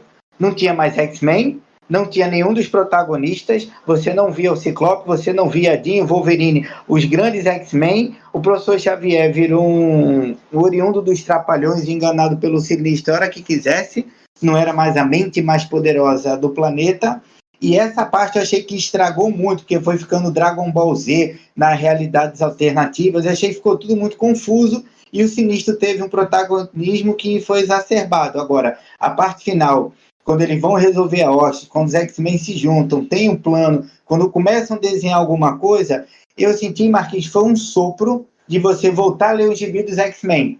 Porque a galera na Terra Prometida, perdida, com êxodos guiando, aquilo ali para mim ficou sem pé nem cabeça. O tal do Enigma do Dominion, que é um sinistro, são 4 sinistros, de varia sinistro, um sinistro super poderoso, tem um clone do clone do clone. Eu achei extremamente desnecessário. Os caras trazem a Moira de volta também numa trama que eu achei que também veio uma Moira que ela tem poder para tudo, é a grande vilã, mas é toda biônica, toda uma concha de retalhos. Isso daí eu não gostei. A parte que os X-Men vão e resolvem os plots do começo, que eu acho que é a parte menos criativa de tudo isso, foi a que me divertiu, porque para mim foi a parte que teve um pouquinho mais de coesão. Esse negócio aí, você infelizmente lembrou bem, Igor, que essa parte dos sinistros aí de naipe de baralho, meu amigo, que negócio constrangedor. Não tem outra palavra pra isso. É constrangedor. Parece assim, fanfic de Reddit, sabe? Do MBB lá, da pasta de fanfic, que a galera levou e aprovou. Falta mesmo alguém olhar assim, gente, vocês vão mesmo imprimir isso, sabe? Falta essa sensibilidade. Agora eu concordo, eu gosto dessa parte assim, dessa retomada dos X-Men de fazer a resistência, né? De alguma forma ali buscar os aliados, o próprio Rei do Crime ali com a Meredith Floyd, o esconderijo no Clube do Inferno, o Rei do Crime como Rei Negro, essa mistureba ali que chega junto do universo Marvel de novo e diz assim, bora unir aqui, vamos fazer de algum jeito. Aí tem uma equipe de X-Men ali, tem uma Kit Emo Kate Pride, né? Que eu acho essa uma ideia bobíssima. Outra coisa que parece assim, ah, não, mas eu sempre achei que a Kate devia crescer. Legal. Como é que ela vai crescer? Não, vamos tatuar a mão dela e ela vai se chamar Kate. Porra, legal. É, essa retomada ali, o Ciclope ele preso, né? O plano, a partir do momento que resgata o Ciclope, dá um visor novo pra ele e diz agora vai ter porrada. Tipo o Massaranduba, né? Vou dar porrada. E vai pro cacete mesmo. Aí é esse contra-ataque dos mutantes. A Fênix chega e tudo mais. Aí isso é legal, como você falou. É tipo, vamos lá fazer um resgate aqui de Reinado Sombrio pro Era Heroica, né? O Heroic Age. Lá atrás, em que você vê os heróis finalmente virando a mesa, né? Indo atrás e contra tudo, contra todos. E é isso que a gente gosta de torcer pro Azarão, né? E os Azarões são os mutantes aí agora. Tá todo mundo contra eles, um herói ou outro ali ajudando de alguma forma. E isso eu gosto. Agora, essa ideia da Moira, esse Nimrod que de repente ele vê o sacanão, né? Assim, só falta contar piada de cocô, de tão mauzão que ele é. Mas eu acho que assim, esses meses com esse Era do Apocalipse do Sinistro aí é bobíssimo. É empurrar pra frente assim, né, os estertores de morte da fase de um jeito terrível. Não tem mais Krakoa, ninguém mais tá lá, acabou a festa. E agora, Xavier, a festa acabou, a ilha esvaziou, o pau cantou e você tá aí. É isso esse final, né? Eu não, eu acho que Melancólico, né? e aí vem o Gillen naquele finalzão mesmo com um negócio bem. Vou causar no Twitter, sabe? Talvez a grande jornada sejam os amigos que fizemos em Krakoa, né? A Krakoa existe dentro de cada um de nós. Esse foi o fim da primeira era krakoana. Vem mais aí, sabe? Aí abriu essa esperança boba aí pra todo mundo. Ninguém vai lembrar de Krakoa até daqui a uns 20 anos. Aí o Hickman volta pra Marvel pela terceira vez e faz reaproveita mais um nome de saga antiga pra fazer uma roupagem nova aí. E aí, Joel? Pra mim, esse final não se salva é nada. Meu amigo, olha, a gente tava falando do começo e de quando degringolou. No miolo, na era de Krakoa, você teve algumas coisas boas. Você teve aquela série Swords, que foi do Al Ewing. Depois teve aquela outra, foi um X-Men Red também, outro X-Men Red também do Al Ewing. Foi boa, eu gostei. Aí o X-Factor que a gente falou foi bom. Aí, aqui e acolá tem uma coisa boa, tal. Você tinha uma edição boa ou uma mensal que passava umas edições boas, tal. Quando chega se encaminhando para isso, para mim não se salvou nada. Eu fico feliz que vocês ainda viram alguma coisa aí que divertiu. Eu não consegui ver nada que prestasse, porque, como o Igor falou, o Sinistro, ele depois que se tornou um personagem afetado, como se fosse assim eu não sei, como se fosse um saudoso Neila Torraca, só que uma imitação do Neila Torraca, ele todo afetado e tal, ficou uma porcaria o personagem. Para mim eu não consigo ver graça. Então, ele ter se tornado o personagem principal nisso tudo, para mim foi horrível. Aí você tem a chacina, né, em Krakoa, quando a Orcs vai lá e mata um monte de mutantes, outros fogem. Eu pensei que ali ia ter uma coisa épica. Teve não. Teve foi um monte de equívocos. Como vocês falaram aí, o Nimrod piadista. Aí os mutantes. Você poderia até entender, não, eles estão aí revoltados, acham que é o fim da mutandade e vão ficar, vamos lá, sangue no olho, beleza. Não, fizeram as coisas totalmente equivocadas. Alguns deles, como por exemplo o Noturno, matando os soldados da Orcs com requintes assim de psicopatia. Ele matando rindo. Porque se fosse assim, matar angustiado por estar fazendo aquilo que ia ser condizente com o personagem, ele está forçando o seu limite, como por exemplo, Massacre de Mutantes. O Colossus mata o Maré Selvagem, isso nos anos 80, e ameaça matar os outros personagens. Ali ficou um negócio épico. O personagem ele rompeu um limite moral dele e ficou pesaroso por isso e ficou fora de si, revoltado. Nessa fase final de Krakoa, não, o Noturno e os outros rindo, gargalhando enquanto matava os soldados da Orcs. Eu não vejo muito sentido. Kate Pride, não, virou uma samurai matadora. Ela virou basicamente o Ronin do filme dos Vingadores, o Clint Barton. Eu tô revoltado, sair matando de espada. Então, tem umas coisas assim. Outra, mais à frente tem aquela coisa dos mutantes ficarem escondidos, né? Tinha edições em que os mutantes estavam usando poderes para levitar carro e atravessar os Estados Unidos no carro levitando. Ou seja, como é que eles estavam escondidos? O Dugan, O Jerry Duggan, ele tava perdidaço nessa fase. Eu não sei quem foi que escreveu, acho que foi o Spurrier. Escreveu uma mini do Noturno vestido como Homem-Aranha. A ideia era o seguinte, ele estava se escondendo da orquídea dos governos. Como é que ele se escondia? Ele se vestia igual Homem-Aranha, com os seus 2 dedinhos nas mãos característicos, com as orelhas pontudas e com o rabo de fora, aquele rabo característico do Noturno. É um disfarce assim genial, né? O cara cara, é muita burrice, é muita coisa. E, assim, pra mim, a gota d'água é que, se você for olhar tudo que aconteceu nesse final, além de ser equivocado, era chato. Teve algumas cenas de luta e de combate que o Phil Noto desenhava, o Phil Noto também já estava perdendo todo o gás da vida dele, em que você olhava, você não acreditava que aquilo estava sendo numa edição de uma das mais importantes da Marvel, de uma das grandes editoras dos Estados Unidos. Enfim, um negócio melancólico, eu achei tenebroso, pra mim não salvou nada. Para mim esse finalzinho ficou muito rocambolesco, eles contando várias histórias ao mesmo tempo, a luta final contra orcs, depois contra as IAs e por fim contra o Enigma. Teve muita coisa ali rocambolesca, o Xavier traindo a humanidade para tentar salvar o que restava da mutandade. Uma coisa o Xavier é aquela coisa, nunca foi muito fluxicheire, mas aí eles meio que extrapolaram isso de uma maneira enorme, né? Colocando ele como sendo o escroto máximo de todos os tempos. Mais um podre do Xavier, né? Não ficou meio esquisito para mim. Mas assim, a última edição em si, eu gostei.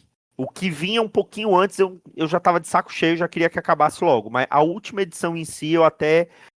A conclusão de tudo eu até achei interessante, mas nada também revolucionário.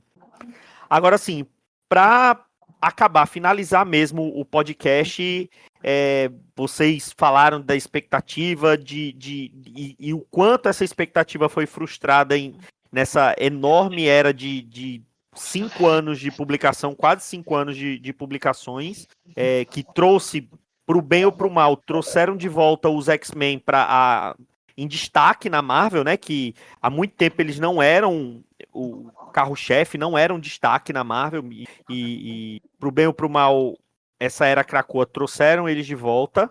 Mas vocês conseguem ranquear em que ponto assim da história de toda a era dos X-Men, onde vocês conseguem colocar eles, tipo, Claremont e Byrne tá ali no topo, aí tem Claremont, Lee, Morrison, Joss Whedon, aquela versão que o Maurício gosta muito do Joe Casey, do Steven T. Seagal, consegue ranquear mais ou menos onde coloca? Começando com o Igor. Então, eu coloco toda a fase do Claremont até a saída dele, agora que está saindo aqui na saga dos X-Men na segunda temporada, ao concurso, porque se a gente for fatiar por desenhista, eu acho que fica muito complicado, vai montar quase que um top 10 só dele. Mas passado isso, eu acho que na questão da revolução ou no resgate dos X-Men, eu acho que Krakoa fica ali entre o Joss Whedon, Cassaday e o Morrison. Por quê? Tem um pouco da reinvenção ou da modernização que o Morrison trouxe para os X-Men, apesar de eu não ser fã da fase do Morrison, acho que tem muitas coisas que eu não deixei de ver os X-Men, e eu achei que ao mesmo tempo tem muita coisa do saudosismo e do DNA de você vai ver os X-Men de novo com protagonismo e com feijão com arroz que ele fazia do Joss Whedon. Eu acho que esses três aí na linha regular, eles se encaixam muito bem. Se contar tudo, eu acho que os X-Men Ultimate do Millar ainda também, para mim, entram nesse bolo aí na briga de fases que deram um F5 e atualizaram os X-Men. Você, Maurício? Você me pegou aí nessa, eu tô tentando lembrar de outras fases assim, mas eu acho que fica pra mim ali em experiência final, vamos lá, tá? No total ali. Mais ou menos ali onde tava a fase do Bill Baker, que eu acho que tem muitas coisas em comum, elementos de ficção científica, de resgate ali de algumas coisas mais clássicas, como a nova roupagem e tudo mais, como uma experiência válida assim. Mas eu acho que o Bill Baker é bem menos grandioso, não tem um começo tão bom assim, mas mantém um nível e no final a nota fica muito parecida com o que eu tiro desse Hickman no final aí. Que, repito, gosto muito do começo, eu acho que tem conceitos legais, eu acho que são muito mal trabalhados. Sword, por exemplo, é um gibi para ter 50 edições pelo menos, sabe? Tinha muita tema para você desenvolver ali. Tinha muito como você encaixar no resto do universo cósmico da Marvel, por exemplo. Um grande erro aí foi se prender só e ser autorreferencial dos mutantes, quando os X-Men, quando estão junto com o universo Marvel, crescem muito também, né? O cantinho deles e alguma interação ali. Mas eu acho que ainda fica abaixo, sendo muito sincero, assim, de muita coisa que o Crazy Host fez, por exemplo, né? Vamos falar aí da X-Force dele, Necrosha, algumas presepadas aí. Mas vejam, não tô botando baixo não, hein? Lembrei que a fase do Baker teve muita coisa aí. De lá veio também muita coisa como Segunda Vinda, Guerra do Messias. E coisas que eu adoro, assim, de X-Men, essa fase aí, né? Aquela trilogia ali de sagas que morre noturno, tem a Hope ali, tem muita coisa legal ali. Eu acho que fica mais ou menos por aí. Agora, pra mim, de fato, o concurso que é Burnie e o Claremont. Depois o Claremont com outros artistas ali também. E o que vem depois vem abaixo, não tem como ali não. Eu nem sou esse fã todo do Claremont que o Joel é, por exemplo, mas ninguém nunca chegou perto dele ainda não. E aí, Joel? É difícil, viu? É difícil fazer esse ranking aí, porque se for ranquear só as duas minis iniciais, que essas daí eu acho que ninguém tem críticas assim pesadas, só algumas críticas pontuais, eu acho que estaria ali num top 5, no quarto, no quinto lugar. Mas não é só isso, né? Porque se você for estender toda a fase Krakoa até esse final aí, com e sem o Hickman, tem momentos ali que tá na mesmo nível do Chuck Austin, no mesmo nível do Peter Milligan, naquela fase medonha com o Saul LaRocca, tá no mesmo nível de outras coisas ruins dos últimos 30 anos dos X-Men. Então, é difícil ranquear. Se for ranquear só mesmo Powers of X e House of X, eu colocaria no top 5, no quarto ou no quinto lugar, com menção honrosa. Mas o restante, cara, não. Então, assim, se for só a parte do Hickman mesmo, Hickman, ele sozinho, nas duas minis, tá no top 5. Claremont em primeiro, ele no quarto ou no quinto lugar. Mas o restante eu acho que não consegue se sustentar, não. Tem coisas boas, como eu falei, mas tem muita coisa que se perde. E, assim, só uma última notinha, se vocês me permitem, uma das coisas que a gente estava falando de desenvolvimento lá na frente, e que para mim representa muito o porquê que essa fase não foi adiante e eu não posso colocá-la na íntegra, num top 5 nem mesmo num top 10. Maurício, como é que ficou aqui no Brasil o nome, ou o Igor, daquele conceito de uma arena, onde os mutantes morriam lutando para poder renascer com poderes ou melhorados? Como é que era o nome em inglês eu sei que é Cradle. Aqui virou o quê? Não, o conceito o ritual é o Crucible, né? E Crucible, não é Cradle, não é Crucible, isso mesmo, pronto. Esse conceito aí, para mim, ele simboliza tudo que deu errado no X-Men do Rick.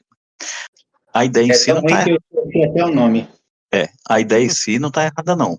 Você criar assim, ó, né, uma nova cultura, uma nova sociedade, eles estão rompendo paradigmas, aí você coloca ali uma arena onde os mutantes que não têm poderes, ou estão com poderes fracos, ou simplesmente querem renascer de uma forma aperfeiçoada, eles têm a garantia que vão voltar com os 5. Então eles entram numa arena e vão lutar com o Apocalipse, ou até com outros que eles escolhem, para que eles sejam mortos em combate, e aí vão ser ressuscitados pelos 5. Na época eu digo, bicho, isso aí é o que? É Justiceiro? É Conan? Pra estar nos X-Men? A gente chegou até a debater, eu acho que o Maurício lembra disso. O Maurício disse, não, cara, mas representa, né, um novo paradigma, é justamente para criar um conflito. Massa. Cadê o conflito? Cadê o desenvolvimento? Isso representa para mim tudo que deu errado nessa série. Porque se fosse com, vamos lá, não vou falar nem o Claremont, se fosse com o Peter David, um Joe Kelly, outro cara que tivesse um mínimozinho de sensibilidade, você colocava esse elemento e aí você colocava os conflitos. Uma parte dos mutantes ia ficar horrorizada, uma parte ia concordar, aí ia ter aquele que ia surpreender, mudar de ideia, você ia ter todo um desenvolvimento para mostrar aquilo ali como sendo um novo conflito gerado nessa nova sociedade com uma coisa totalmente radical. Não. Ficou a série toda basicamente isso. Ó, o personagem estava sem poder, aí ia lá, se abraçava, sorria, chorava, era morto pelo outro, e você via personagens como o Xavier, a Tempestade e outros batendo palma, aplaudindo uma coisa que é basicamente uma coisa de uma barbárie. Você poderia ver personagens apoiando essa barbárie e outros contra, ia ter um contraditório. O único momento onde teve um escritor, eu acho que foi o Spurrier, que brincou um pouquinho, aproximou para criticar, foi na mensal, eu acho, do Noturno, em que ele vai criticar um pouco isso, e critica um pouco mais adiante, o fato de que tem alguns personagens da Ilha de Krakoa que eles eles se matam por brincadeira, sabendo que vão ressuscitar, então eles estavam perdendo a noção do que é importante da vida, porque sabiam que ia ressuscitar. Aí é uma exploração ok, mas no geral a série não soube aproveitar isso, e para mim é por isso que a maioria dos conceitos acabou naufragando, né? Eu assim, como conceito, pra mim, tá ali. Eu também tiro a parte do Claremont, não coloco nisso, porque foi quem recriou os X-Men e tornaram eles o que eles são hoje. Mas eu acho assim, parte de conceito, pra mim, tá pau a pau ali com o Morrison, que eles fizeram uma realmente fez uma mudança, uma revolução no que era, né? Tentou colocar os X-Men num nível completamente diferente do que o que eles eram naquele ponto, né? Do Morrison, ele também teve essa coisa de transformar meio que numa sociedade. Teve o massacre lá de Genosha, a, a revelação que o Xavier era mutante, então transformar a escola numa escola, né? E teve depois toda aquela parte que também acho que foi do Joe Casey, eu não sei se é Joe Casey, eu sempre confundo Joe Casey com Joe Kelly, que é aquela coisa da Corporação X, que foi mais desenvolvido por ele, né? Mas foi uma criação do Morrison. Ele mesmo, foi o Joe Casey. Então, eu gosto muito, pra mim, essa parte assim de tirar os X-Men do lugar comum e transportar numa coisa separada, pra mim tá ali pau a pau com o que o Morrison fez. Mas foi no geral acabou sendo frustrante, porque é o que fala, prometi uma coisa assim enorme e no final acabou se perdendo e entregando uma outra coisa. E aí eu não sei se realmente o Hickman tinha um plano e foi cerceado pelo editorial, se ele só tinha o plano do começo e depois não sabia para onde ia e foi embora porque não sabia mais para onde ir. Eu não sei, mas que no final acabou sendo frustrante. Eu acho que essa talvez seja a palavra adequada para toda essa era de Krakoa, né? E assim, frustrante principalmente por saber que depois meio que voltou ao que era. Se bem que a gente sabe que tudo nos quadrinhos, principalmente quadrinhos de super-herói, é uma coisa meio cíclica, né? Afinal de contas, esses personagens estão sendo contadas histórias dele, no caso dos X-Men, desde os anos 60. Então, não tem muito... como não tem um começo, meio e um fim, aí acaba sendo reaproveitado muita coisa Marquinhos, e voltando tudo pro que era, né? e vamos combinar que os X-Men é cemitério de bons roteiristas, porque o fã do Aranha agora Ultimate tá lendo o Rick Madora, os Vingadores e o Quarteto leram o Rick Madora. Chega nos X-Men, fica um gosto amargo.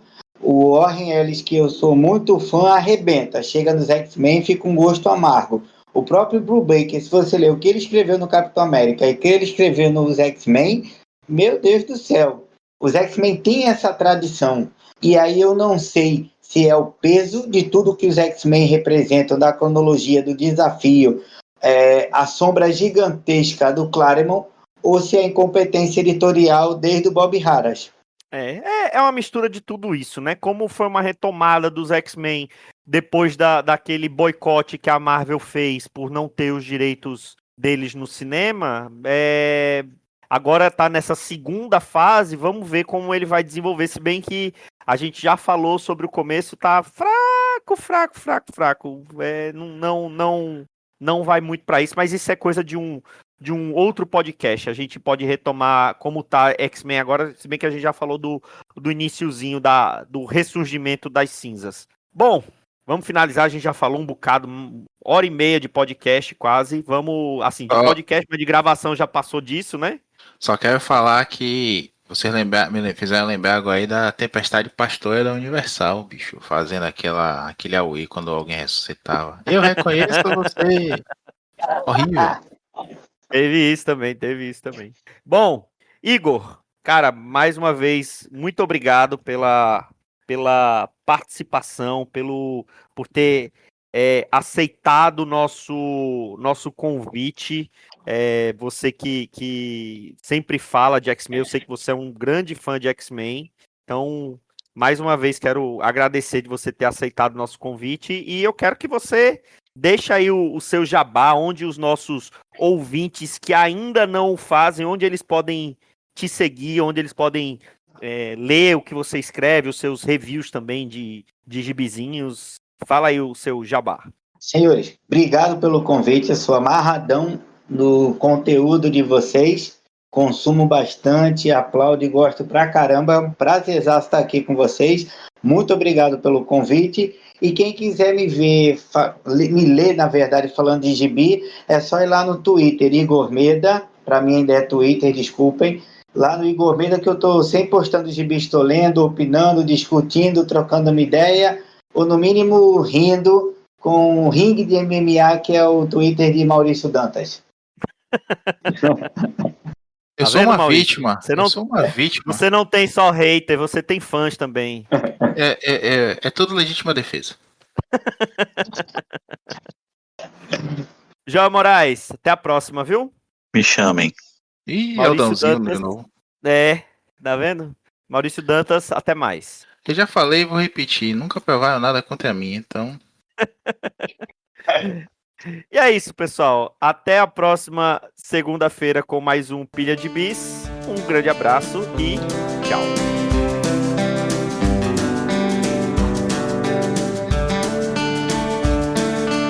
Esse foi o Pilha de Gibis, mais um podcast com o selo dos cabras de qualidade do Arte Final. Gostou do que ouviu aqui? Compartilhe e acesse o site, tem muito mais conteúdo de qualidade esperando por você. Vai comprar seus gibis na Amazon? Compra acessando os nossos links. Você vai ajudar a manter esse trabalho. www.artefinalhq.com.br